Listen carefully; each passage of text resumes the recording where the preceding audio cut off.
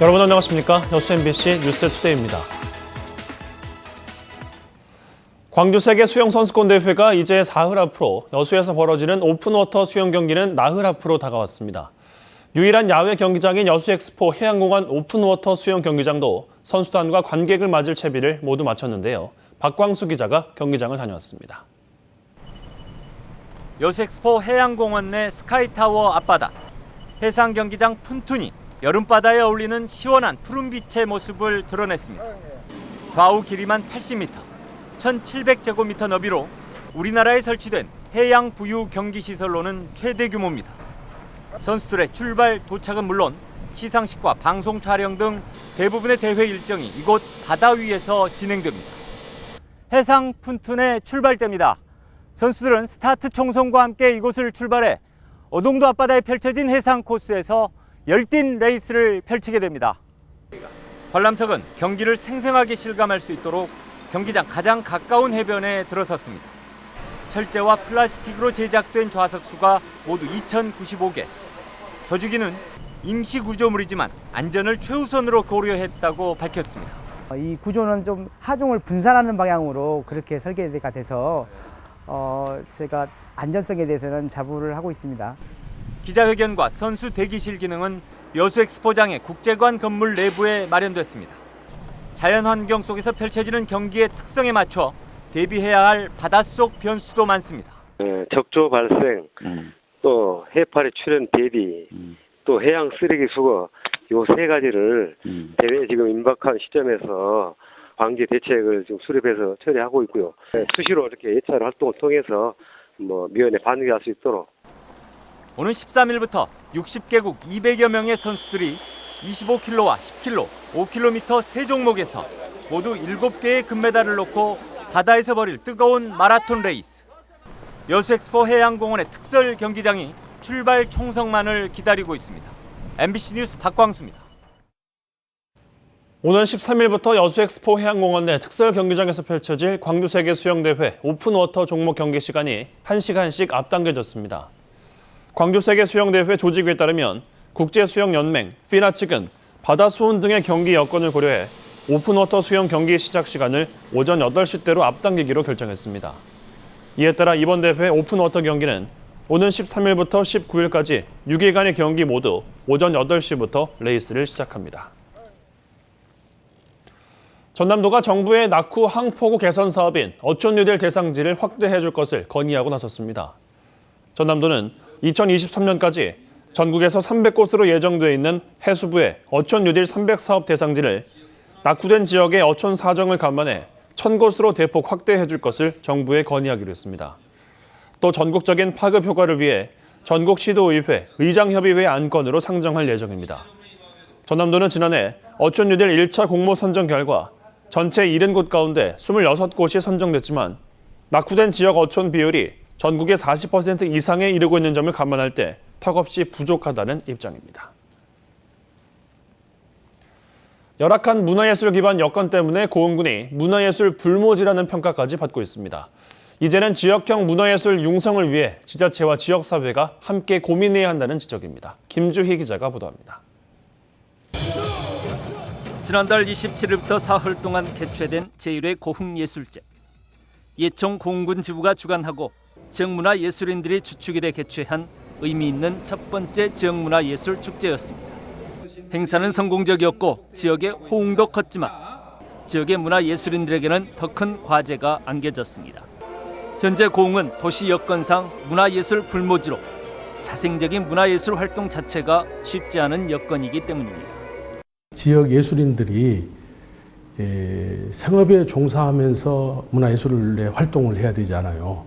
그런 문제가 있기 때문에 사실은 굉장히 어려운 처지에 있는 그런 상황에서 지금 예술 활동을 하고 있죠.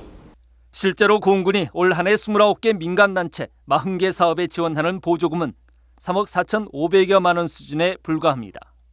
그나마 지원된 예산도 일부 단체로 집중돼 있습니다. 지역문화예술인들은 이제는 행정이 단기간 성과로 확인되는 실적 지향성 문화예술 사업보다는 지역문화예술의 자생력을 키워가는 노력이 필요하다고 지적합니다. 고흥군도 내년부터는 정복 홍보사업 등을 적극 활용해 지역문화예술 융성을 위한 사업에 관심을 갖겠다는 입장입니다. 공모사업 관련해가지고는 쭉 한번 보고 있는데 프로그램 쪽에서 저희들이 한번 이제 구상을 좀 해야겠다는 생각 갖고 있거든요. 전에는 그런 게 조금 실질적으로 이제 안 돼 있는 부분이 있긴 하는데 좀 접목할 수 있는 게 뭐가 있는가 보고 있어요. 한국 재색화 분야에서 독자적 화풍을 이룬 청경자 화백과 함께 동초 김현수 명창, 아동문학가 목일신 선생 등 걸출한 문화예술인들을 배출해낸 고흥군.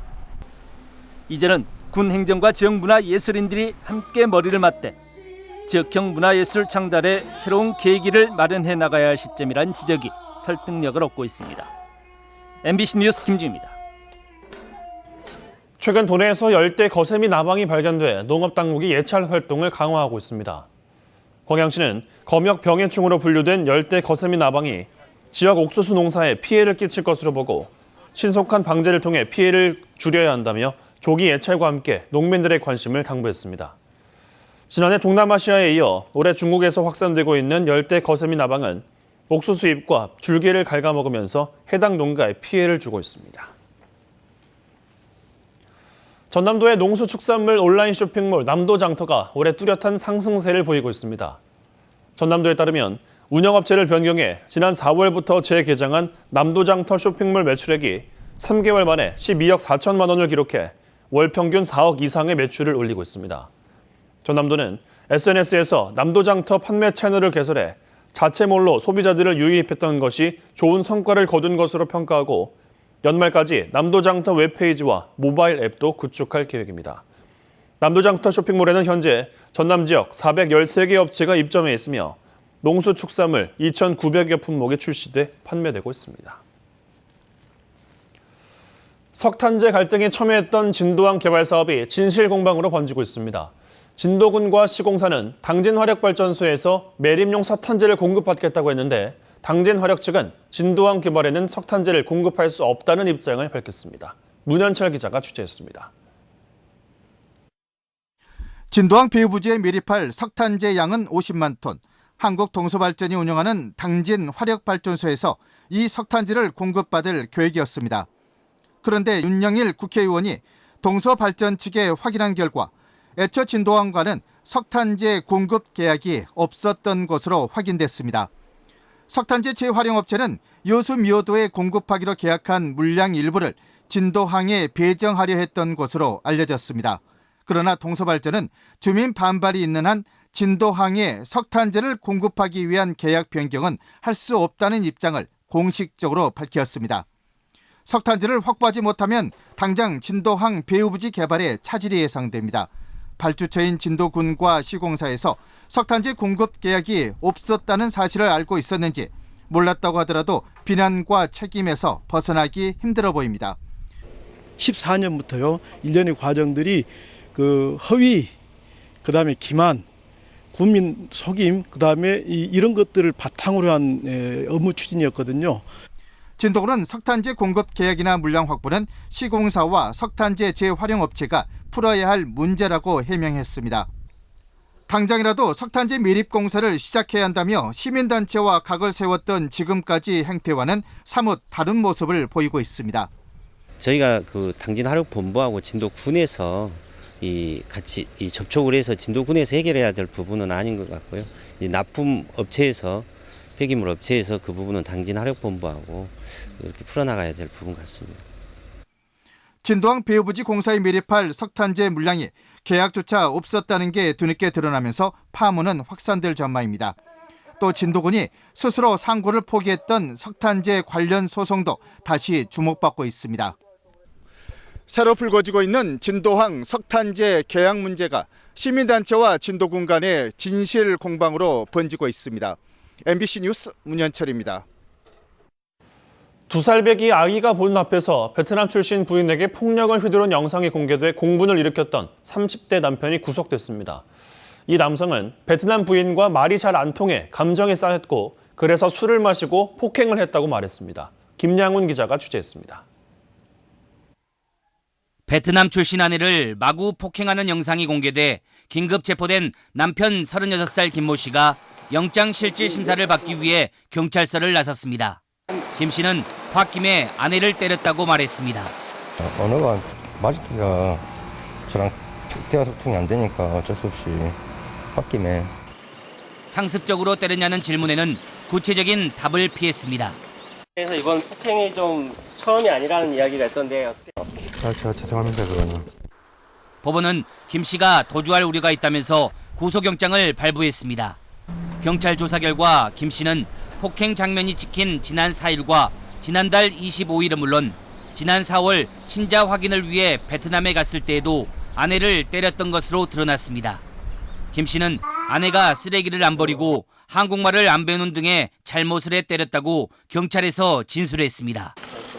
김 씨는 또 2살 난 아들까지 폭행한 혐의도 받고 있는데 이에 대해서는 인정하지 않고 있습니다. 아내는 남편이 술만 마시면 자신을 때린다는 걸 깨닫고 지난 4일 남편이 소주를 먹자 촬영을 준비한 것으로 전해졌는데 현재 갈비뼈 골절 등 전치 4주의 진단을 받고 병원에서 치료를 받고 있습니다. 쉼터 연계나 아이 그 학교나 뭐 이런 부분들, 유치원 부분들, 그다음에 다른 직업을 갖기 위한 지원 이런 거 같이 함께 지원하고 있고요. 경찰은 피해 여성이 남편에 대한 강력한 처벌과 이혼을 요구하고 있어 국선 변호인을 선임 중이라고 밝혔습니다. 청와대 국민청원 게시판에는 남편 김 씨를 강력 처벌해달라는 글이 3건이나 올라왔고 이낙연 국무총리는 베트남 공안부 장관과의 접견에서 이번 사건에 대해 사과하고 한국 내 베트남 국민들의 안전과 인권 보호를 위해 더 노력하겠다고 밝혔습니다. MBC 뉴스 김양훈입니다. 네, 최근 논란이 되고 있는 베트남 결혼 이주 여성 폭행 사건과 관련해 신원 보증 제도가 폐지돼야 한다는 주장이 제기됐습니다. 민중당 전남도당은 현재 남편의 신원 보증이 있어야 이주 여성들이 국적을 취득할 수 있다며 이를 악용해 학대와 성폭력이 끊임없이 발생하고 있어 관련 제도를 폐지해야 한다고 밝혔습니다.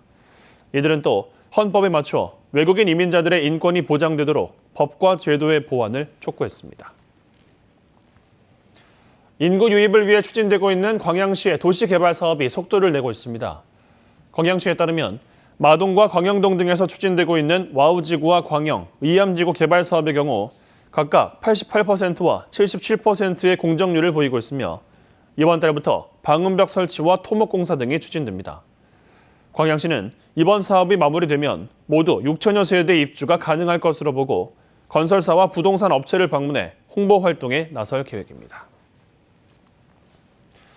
순천시가 북경 웹툰 기업과 만화 웹툰 콘텐츠 분야의 산업 교류 협력에 나섭니다. 순천시는 최근 북경 글로벌 웹툰 기업과 간담회를 갖고 만화, 웹툰 등 콘텐츠 산업 분야에서 적극 협력하기로 했다고 밝혔습니다. 순천시는 순천 글로벌 웹툰 센터와 전남 콘텐츠 코리아랩 입주 작가들의 해외 취업 기회 제공과 순천대 산학 협력 사업을 진행하기 위해 오는 10월 관련 협약 체결을 추진합니다.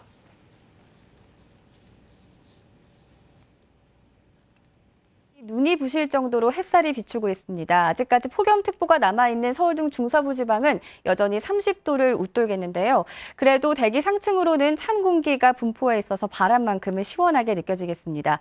한편 대기가 불안정해지면서 늦은 오후가 되면 전남과 경남 내륙 곳곳에는 잠시 소나기가 지나겠고요.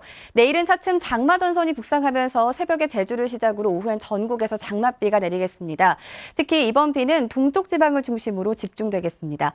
지금 장마전선은 타이완 북쪽 해상에서 일본 규슈 남단에 걸쳐 있는데요. 오늘 우리나라는 고기압의 가장자리에 들면서 차츰 구름의 양이 많아지겠고 전국의 미세먼지 농도 좋음 수준을 유지하겠습니다. 날씨였습니다.